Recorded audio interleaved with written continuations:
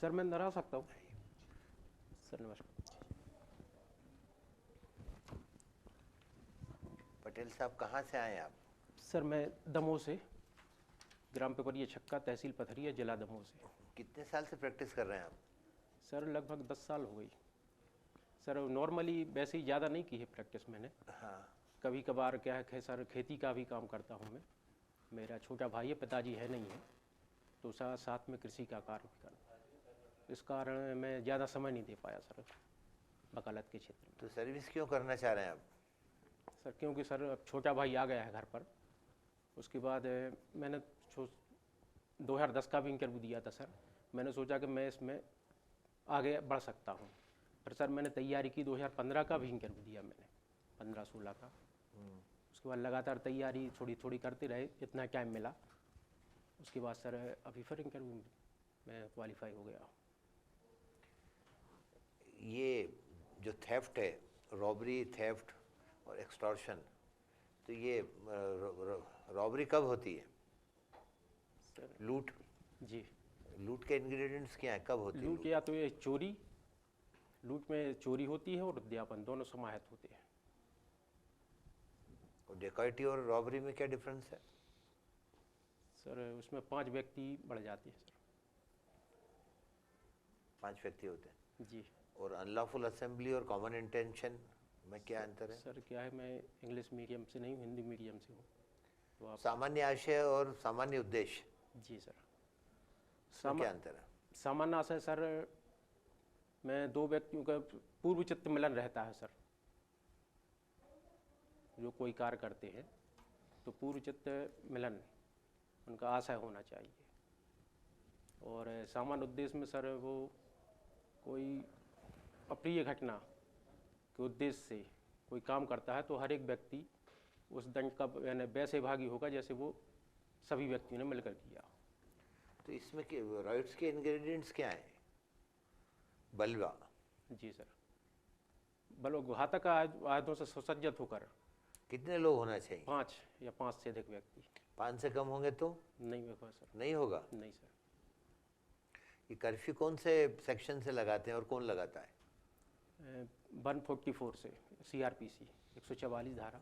किसको अथॉरिटी है इसकी? जिला मजिस्ट्रेट, कार्यपालक मजिस्ट्रेट या राज्य सरकार द्वारा विशेषतः किया गया कोई अन्य मजिस्ट्रेट।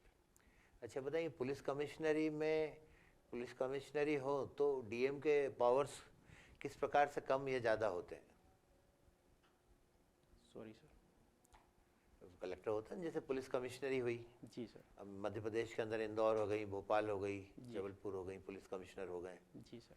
तो पावर पुलिस कमिश्नर के पास आ गए, तो कौन से पावर आ गए पुलिस कमिश्नर के पास? सॉरी अब सर। आप एडीओपी बनेंगे तो ये वाली बात रहेगी। जी सर। तो पुलिस कमिश्नर के पावर्स बढ़ जाते हैं, तो कौन से पावर्स बढ़ते हैं? सर मैं इसमें ज़्यादा बता नहीं सकता सर अभी, सॉरी सर। ठीक है। एक बच्चा है जी। जिसकी उम्र 10 साल, वो रास्ते में जा रहे हैं, उसे 10 रुपए का नोट पड़ा मिलता है। जी। बच्चा तुरंत उस नोट को उठा लेता है और आगे जाके आइसक्रीम खा लेता है। जी। बाद में सीसीटीवी कैमरे में पता चलता है कि नोट जिस व्यक्ति का था वो आता है बच्चे के पास और कहता है वो नोट कहाँ है, तो बच्चा बताता है आइसक्रीम खा ली। क्या कोई अपराध किया बच्चे ने? नहीं सर, बच्चे ने कोई अपराध नहीं। कोई अपराध नहीं। जी सर। कौन सी सेक्शन में डिफेंस दोगे आप उसे?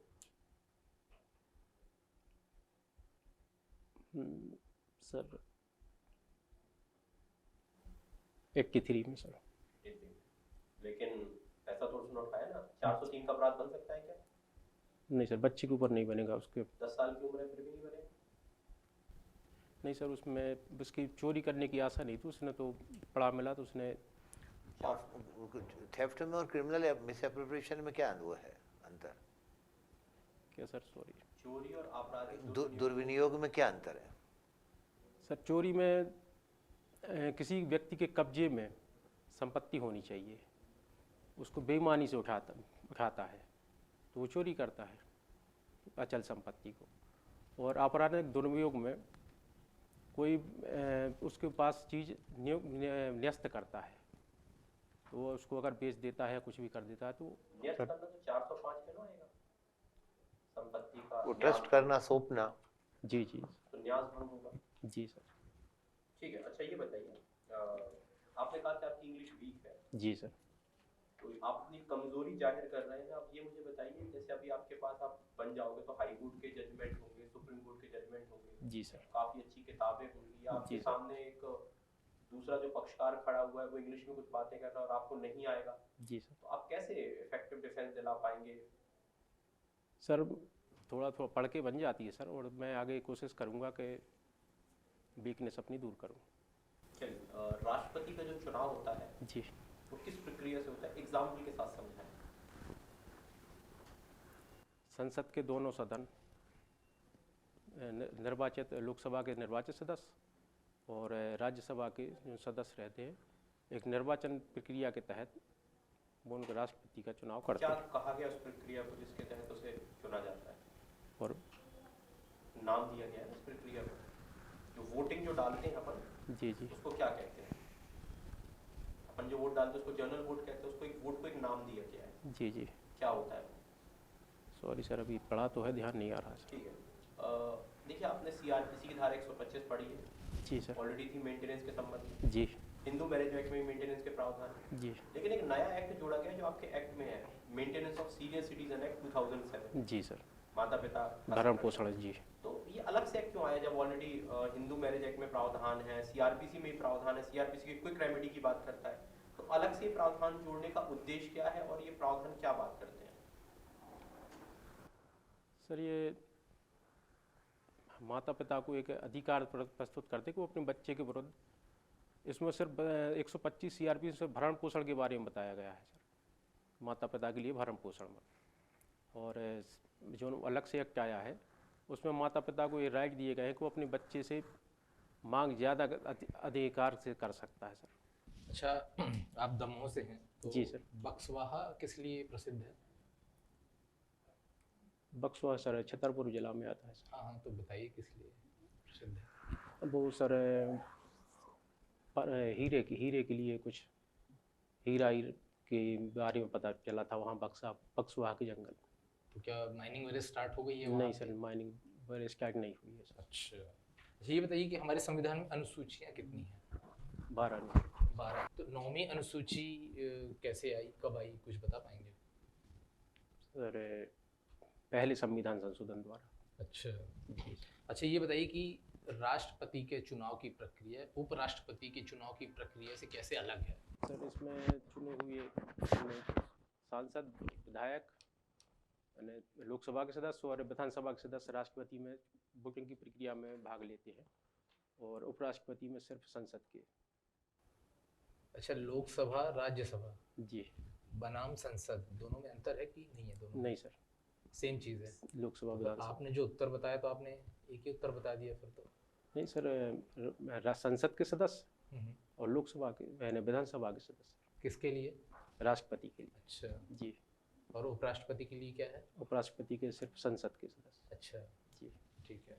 और ये बताइए कि जो पहली अनुसूची है जी सर, वो किससे रिलेटेड है, किसके बारे में बात राज्यों करती के है? बारे में सर।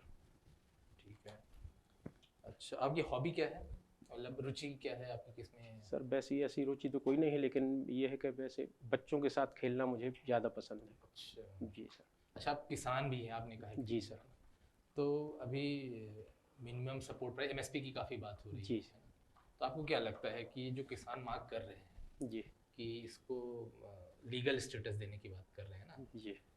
तो कानूनी उसे दिया जाए, तो आपको क्या लगता है देना चाहिए लीगल स्टेटस कि नहीं देना चाहिए एमएसपी को? सर मैं किसान होने के नाते तो मैं यही चाहूँगा कि सरकार को एक प्रक्रिया के तहत जो उसको सरकार को भी उचित लगे और किसान भी उसमें सहमत हो जाए तो वो देना चाहिए सर। अच्छा, लीगल स्टेटस देना चाहिए आपके हिसाब से? जी। ठीक है। अच्छा, ये बताइए अपने महान्यवादी कौन है अभी वर्तमान में?